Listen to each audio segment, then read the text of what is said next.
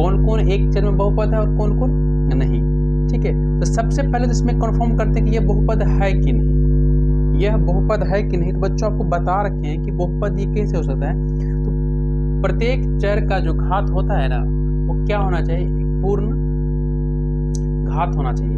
जो उसकी जो पावर होती है वो क्या होना चाहिए, एक पूर्ण होना चाहिए, पूर्ण संख्या होना चाहिए। तो पूर्ण संख्या बच्चों क्या होता है, तो पता है आपको पूर्ण संख्या क्या होता है। पूर्ण संख्या, तो पूर्ण संख्या बच्चों होता है 0 से लेकर के आपको 1 2 ये करके यहाँ पर 9 तक, इस सारी क्या है, या फिर यहाँ से आपको 9 10 11 जो इतनी संख्या है सभी सारी क्या है, ये पूर्ण संख्या है। ठीक है, यह सारी संख्या क्या है, आपका पूर्ण संख्या है। तो कहता है इसका जो घात होना चाहिए ना, ये पूर्ण संख्या। तो सबसे पहले तो ये एक चर है, बहुपद है या एक से अधिक है। देखो बच्चों, यहाँ पर भी x है, यहाँ पर भी x है, तो एक चर ही में आएगा। ये क्या होगा, एक चर वाला बहुपद होगा। ठीक है, दूसरी बात ये कि इसको हम ऐसे भी लिख सकते हैं कि x के सभी घात, समीकरण ये है आपका समीकरण 4x² माइनस 3x प्लस का 7 में क्या है, x के सभी घात, x के सभी घात क्या है, पूर्ण है। इसलिए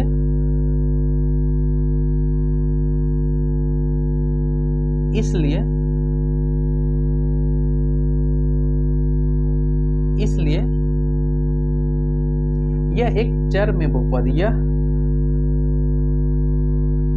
एक चर में बहुपद है। यही बच्चे इसका आंसर हो गया।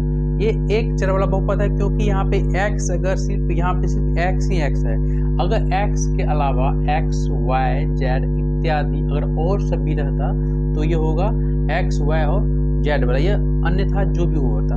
लेकिन यहाँ पे सिर्फ बच्चों सिर्फ है x x, तो सिर्फ x वाला ही है, यानी कि एक ही चर वाला क्या है, यह बहुपद है। आइए प्रश्न संख्या हम 2 में देखते हैं। 2 में है बच्चों y² प्लस का √2। देखो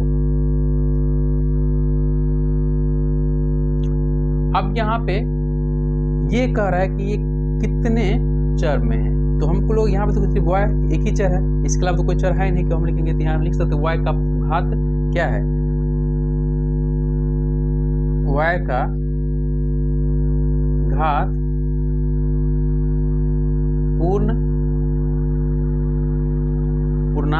पूर्णांक है, अतः यह एक चर बहुपद है। अतः यह एक चर में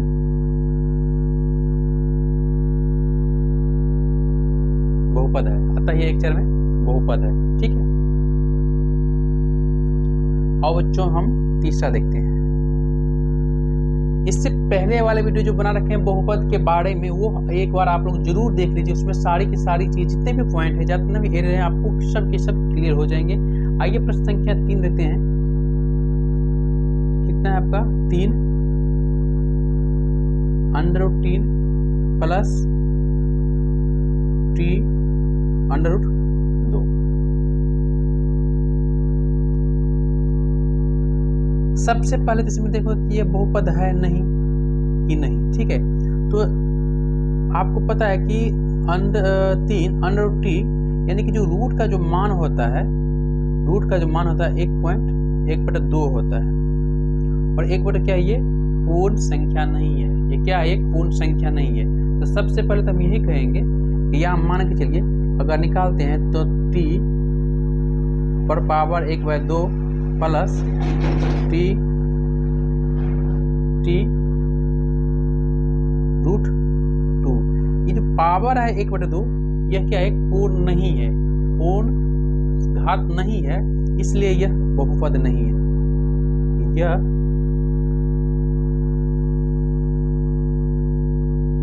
बहुपद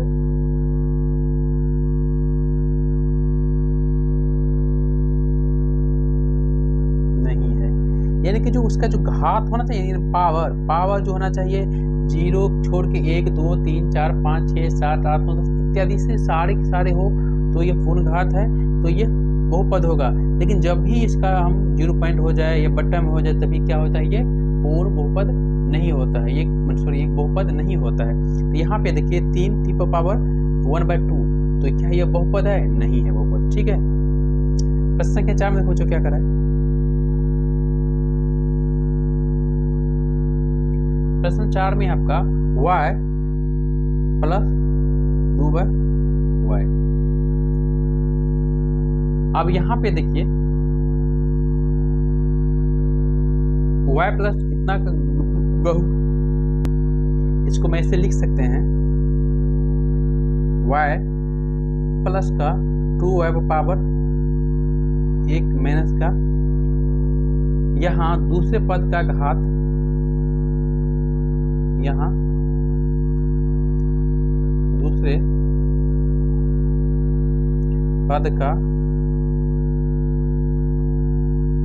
पद का घात -1 है, जो कि पूर्णांक नहीं है,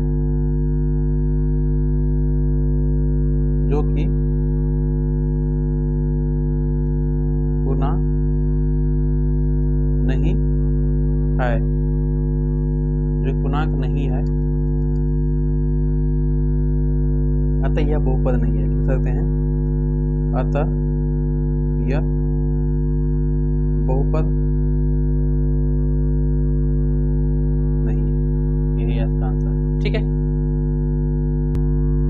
देखिए ये प्रश्न देखिए x power 10 y power 3 plus t power 50 है। ठीक है, ये है, देखो ये तो आप जानते हैं x y t मानक रूप है, अतः यह 3 चरों में एक बहुपद है। इसको लिख सकते हैं अतः यह 3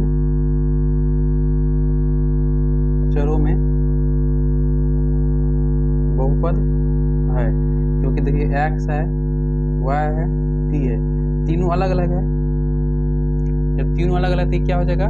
3 चर वाला बहुपद। ठीक है, तो प्यारे बच्चों हम 2.1 की जो प्रश्न संख्या 1 है उसके जो 5 प्रश्न है हम लोग बहुत ही आसान तरीकों से कर लिए हैं। आइए चलते हैं प्रश्न संख्या 2 में और 2 के सारे प्रश्न सॉल्व करते हैं। देखो इसमें कह रहा है कि प्रत्येक में x के गुणांक लिखे। प्रत्येक जो है प्रश्न दिए इसमें x गुणांक मतलब गुना। ठीक है, यानी कि x² के जो गुना है कितना से गुना है वही चीज हमको लिखना है। इसमें क्या है, x² में कितना से गुना है वही चीज लिखना है। पहला प्रश्न है 2 + x² + 1। तो देखिए यहाँ x² गुना लिखना है, तो x² के सामने में कुछ नहीं है, ना 0 है, ना 1 है, ना 2 है, ना 3 है, ना 4, कुछ भी नहीं है। लेकिन हम लोग कुछ नहीं मानते तो क्या मानते बच्चा? 1 मानते हैं, सिर्फ 1 मानेंगे। इसको भी हम क्या मानेंगे? 1 मानेंगे। तो हम लिख सकते हैं कि इसका आंसर क्या होगा? x² गुना क्या हो जाएगा? 1 हो जाएगा आंसर। इसमें देखिए 2 - x² + 3x³ तो इसमें भी आपको वही है कि हम लिख सकते हैं कि x² गुना, लिख सकते हैं x² का गुणांक माइनस का, यहाँ पर देखो यहाँ प्लस का था लेकिन यहाँ क्या माइनस है, तो माइनस का 1 है। यही आपका आंसर है बच्चों। प्रश्न संख्या 3 देखिए, 3 में आपको कह रहा है 3 में π/2 x² + x। अब यहाँ पे देखिए इसमें जो है x² गुणांक, x गुणांक कौन है? तो देखिए π/2 है, तो हम लिख सकते हैं x² का गुणांक π/2 है। यही आपका आंसर है। कितना आसान तरीका से हम 1 और 2 के सारे प्रश्न कर लिए हैं। आइए अब चलते हैं प्रश्न संख्या 3 में। 3 में क्या कह रहा है? देखते हैं।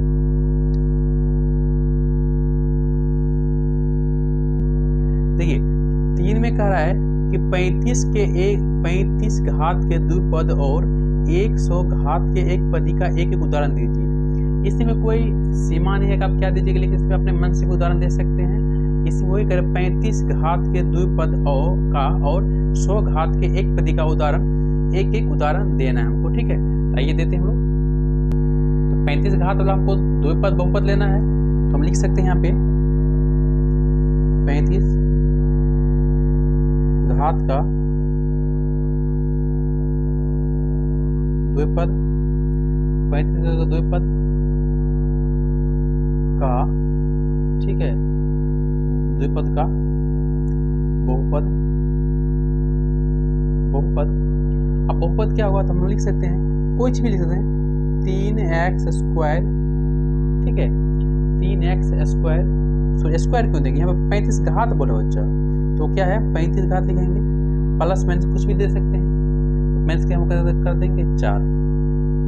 उसके बाद कहता है कि 100 घात वाली एक पदी, 100 घात वाली एक पदी, ये तो हो गया 2 पदी, 2 घात हो गया। अब एक पदी में हम लिखेंगे कि वैसे हम लिख सकते हैं 100 घात का एक पदी,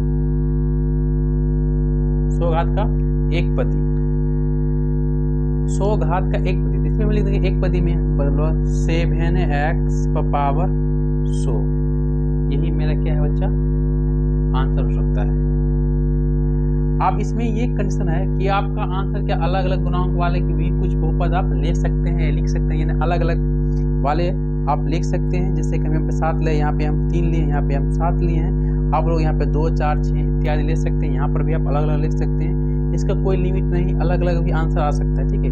तो प्यारे बच्चों, हम लोग प्रश्नावली 2.1 के 3 प्रश्न, 1, 2 और 3 के हम सारे प्रश्न कर लिए हैं। इससे अगले वाले वीडियो में हम प्रश्नावली 2.1 के 4 नंबर और 5 नंबर इसको ख़त्म करेंगे एक ही वीडियो में। तब तक के लिए आप लोग पढ़िए अच्छा से और पिछला वाला वीडियो देख लीजिएगा। और प्लीज़ रिक्वेस्ट करते हैं आप लोगों से, हमारे प्यारे बच्चों, अगर चैनल पे नए हैं तो आज चैनल को लाइक कीजिए, शेयर कीजिए, सब्सक्राइब कीजिए, ठीक है। इसके साथ आज के लिए इतना है आप लोगों के लिए। चलो, थैंक यू बच्चों, जय हिंद।